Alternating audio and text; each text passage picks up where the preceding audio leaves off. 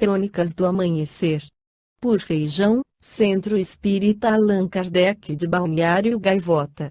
Balneário Gaivota, 25 de agosto de 2024.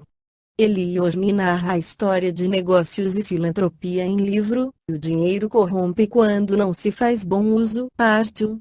Quando ainda era presidente do Banco Itaú, Roberto Setúbal foi até o dono da Cirela, Eliorne, tratar da compra de um apartamento onde pretendia morar com a família. O ano era 1993. Naquele primeiro encontro, os dois homens de negócios não conseguiram chegar a um acordo sobre o valor do imóvel. Setúbal achou caro, mas Orne não baixou o preço. Sem trato feito, ficaram de retomar a negociação dali uns dias. No novo encontro, Orne fez uma proposta inusitada: Roberto, me pague o que quiser.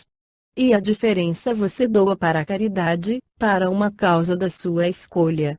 O presidente do Itaú aceitou, assinou a compra do apartamento e depois mandou o comprovante dos cheques usados na doação.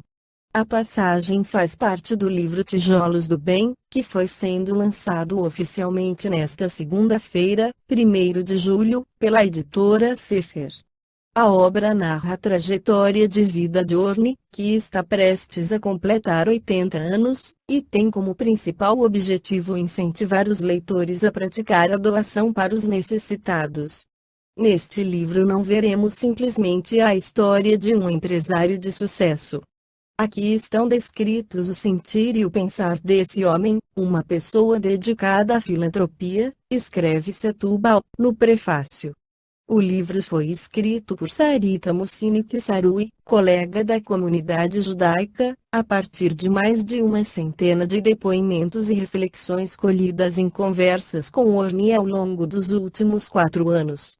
Nas vésperas do lançamento, Orne recebeu jornalistas em sua casa, uma mansão em bairro nobre paulistano, com mobília sóbria e fartamente decorada com orquídeas roxas e amarelas.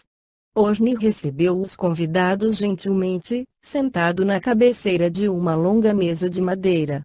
Alintou o mantra que vem repetindo há anos, desde que deixou o dia a dia da Cirela para se dedicar integralmente à filantropia: a essência da vida é fazer o bem. E o que é o bem? É um beijo, um abraço, uma ajuda, uma creche, um hospital, uma pessoa pobre, diz. Resolvi escrever o livro para mostrar alguns desses exemplos. Após decisão de doar 60% da fortuna em vida, Eliorne tenta convencer outros brasileiros.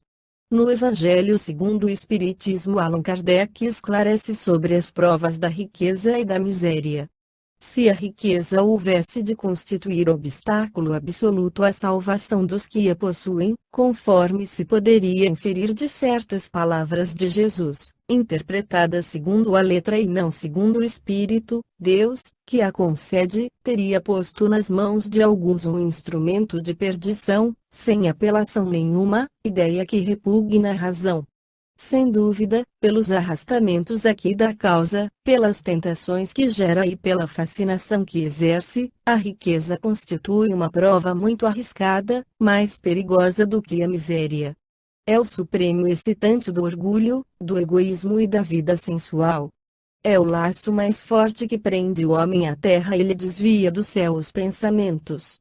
Produz tal vertigem que, muitas vezes, aquele que passa da miséria à riqueza esquece de pronto a sua primeira condição, os que com ele a partilharam, os que o ajudaram, faz-se insensível, egoísta e vão.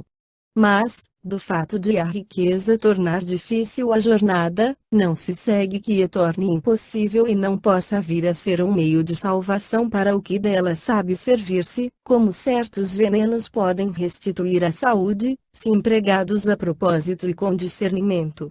Quando Jesus disse ao moço que o inquiria sobre os meios de ganhar a vida eterna, desfaze-te de todos os teus bens e segue-me, não pretendeu, de certo, estabelecer como princípio absoluto que cada um deva despojar-se do que possui e que a salvação só a esse preço se obtém, mas, apenas mostrar que o apego aos bens terrenos é um obstáculo à salvação.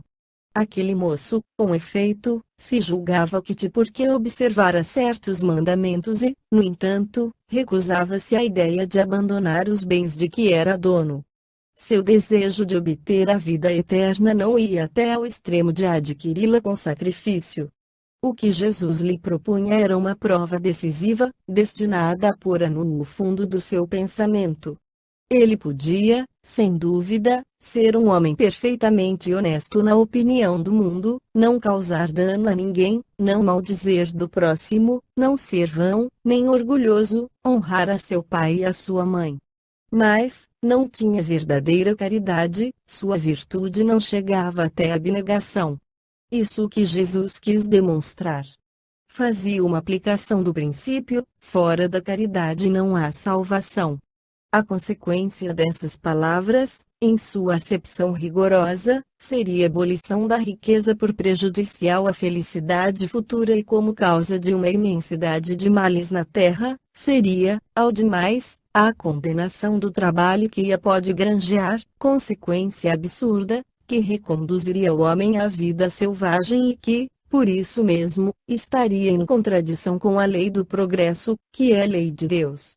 Se a riqueza é causa de muitos males, se exacerba tanto as más paixões, se provoca mesmo tantos crimes, não é a ela que devemos inculpar, mas ao homem, que dela abusa, como de todos os dons de Deus.